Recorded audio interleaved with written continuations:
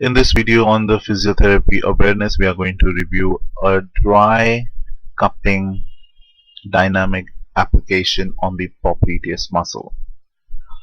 Now, for you to understand it better, we have kept the anatomy of the popliteus muscle on the left hand side of the screen and a doctor performing a technique on popliteus muscle on the right hand side.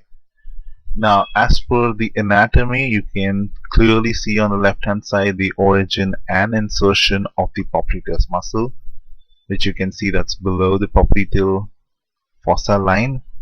And let's look at where he's actually performing it. So the dynamic cupping is actually a decompression technique where you're going to use a suction less to move over the underlying tissues.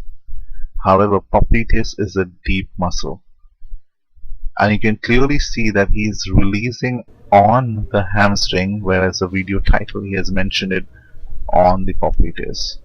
So it's clearly a wrong information going on his YouTube videos. So this is just kind of an awareness